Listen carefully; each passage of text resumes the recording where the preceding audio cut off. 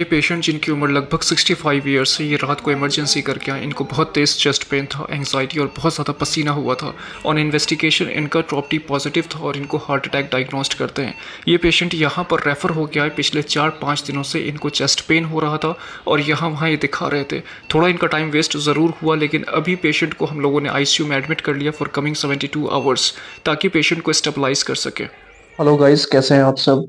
और रात के लगभग 12:30 बज रहे हैं, 12:35 हो रहे हैं और जिस वक्त मैं वीडियो रिकॉर्ड कर रहा हूँ आप सब सो चुके होंगे। लेकिन मैं इस वीडियो को इसलिए बना रहा हूँ कि मैं थोड़ा सा ये एस्पेक्ट भी आपको दिखा सकूं कि डॉक्टर्स की लाइफ कैसी होती है और हम कितना ज़्यादा मेहनत करते हैं। अपने मुंह से मैं अपनी तारीफ नहीं करता हूँ, लेकिन मैं आपको ये बताऊं कि अभी मुझे हॉस्पिटल से कॉल आया कि एक इमरजेंसी पेशेंट है और उनका इन्वेस्टिगेशन में हार्ट अटैक डायग्नोस्ट किया है। और शुरू में पेशेंट एडमिट नहीं हो रहे थे, कहीं से रेफर होके आए थे। वो ये कह रहे थे कि पहले आप जाँच कर लो और अगर उसमें कुछ पॉजिटिविटी आती है तो फिर मैंने ईसीजी भी बता दिया था, देखो ST एलिवेशन आ रहा है, इनको एडमिट करो। बट पेशेंट के अटेंडेंस रेडी नहीं हो रहे थे। बहरहाल ड्रॉप वाज़ पॉजिटिव और पेशेंट फाइनली अभी एडमिट हो गया है। तो अब मुझे पेशेंट को देखने जाना होगा। मैं आपको ये चीज़ बता रहा था कि लाइफ में हमारे बहुत ज़्यादा अनसर्टेनिटी होती है। आप सोचते हो ना, पूछते हो कि डॉक्टर की लाइफ कितनी लग्ज़रियस होती है, कितनी कंफर्टेबल होती है, सारी चीज़ें। लेकिन अब एक चीज़ सोचो कि रात में आप सब तो सो रहे हो, मज़े कर रहे हो, 12:30 हो रहे हैं, रमज़ान का महीना है और फिर मैं तो डिनर करके ऑलमोस्ट बेड पे जा चुका था, अलार्म भी लगा चुका था। फिर ये प्लान था कि सहरी में उठना है, लेकिन 12:30 में अब मैं जब होकर वहाँ से आऊँगा, मैं समझता हूँ 1 डेढ़ घंटा तो लग ही जाएगा। पेशेंट को देखेंगे और फिर अटेंडेंस को एक्सप्लेन करना, प्रोस एंड कॉन्स सबको समझाना, ये सब कुछ मैं हर वीडियो में आपको बताता हूँ। तो मैं वही चीज़ बता रहा हूँ कि ये जो पार्ट है ना, this makes you different from rest of the every profession. क्योंकि हमारी जो लाइफ है और हमारा जो काम है, वो सिर्फ हमारी मशक्कत और मेहनत नहीं दिखाता है, आपको ये चीज़ भी दिखाता है कि हमारी मेहनत और हम जो अपने कंफर्ट से बाहर निकलते हैं, तो this is just for the sake of humanity. ये इसलिए क्योंकि हम अगर ये करते हैं तो हम किसी की जान बचा पाते हैं, इंसानियत की खिदमत करते हैं। और अगर मैं अभी जो जाऊँगा, जो अप्रोच होता है वो इसलिए होता है कि अगर मैं नहीं जाऊँ तो किसी की जान के ऊपर बात आ सकती है। तो दिस दिस फील्स ग्रेट कि हमारी मेहनत जो है रायगा नहीं जाती, हम अपना बेस्ट करते हैं। शिफा तो डेफिनेटली अल्लाह देते हैं, but being a doctor, our profession जो है वो यही है कि we do our best to revive the patient, prognosis अच्छी हो, पेशेंट अच्छा रिकवर करे।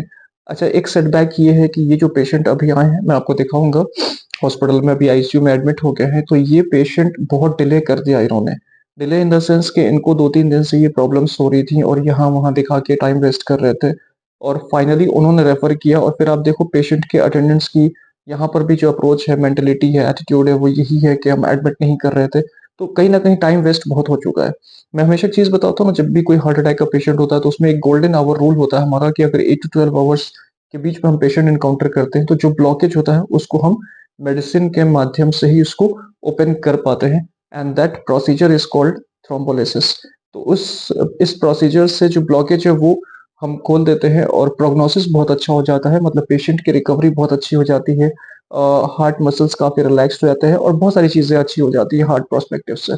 तो वो टाइम तो अपना लैप्स कर गया। लेकिन बहरहाल जो rest of the conservative management है वो हम लोग अभी करेंगे।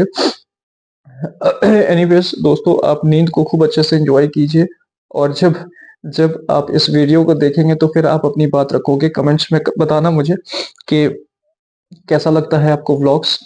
और मकसद मेरा ये होता है कि छोटी-छोटी चीज़ें मैं आपके सामने शेयर करता हूँ, छोटी चीज़ें आपको बताता हूँ, तो आप एनालाइज़ करो और ध्यान रखो इस बात का। जो वीडियोज़ हम बनाते हैं, इसका मकसद ये है कि आप इन सिचुएशंस में लैंड नहीं करो दोस्तों।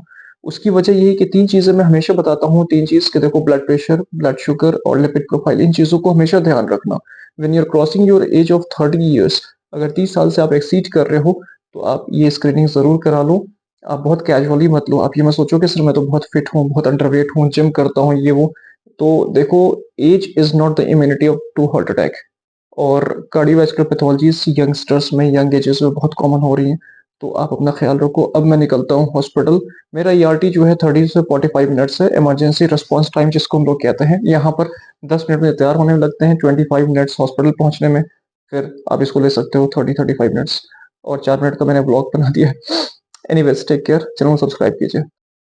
सबसे इम्पॉर्टेंट काम पेशेंट के अटेंडेंट को समझाना होता है जितने प्रोज एंड कॉन्स हैं, जो इमरजेंसी कॉन्सिक्वेंसेस है, जो रिस्पॉन्सिबल पर्सन है उनको मैं चैम्बर में बुलाता हूँ और मैं उनको कहता हूँ कि आप चीज़ों को समझ लीजिए, एक कंसेंट रिटन में आपने साइन करना है। और मैं उनसे कहता हूँ देखिए मैं समझ सकता हूँ कि आप सब अभी बहुत मुश्किल वक्त से गुजर रहे हैं।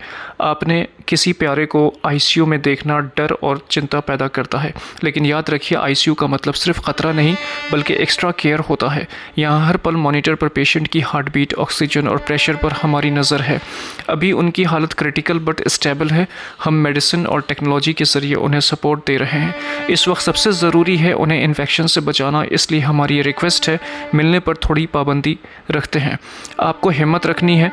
जब आप पेशेंट से मिलें तो रोते हुए नहीं बल्कि उन्हें हौसला देते हुए बात करें। आपकी पॉजिटिविटी उनकी रिकवरी में बहुत बड़ा रोल प्ले करती है। हम अपनी पूरी कोशिश कर रहे हैं, प्लीज़ हम पर भरोसा रखें।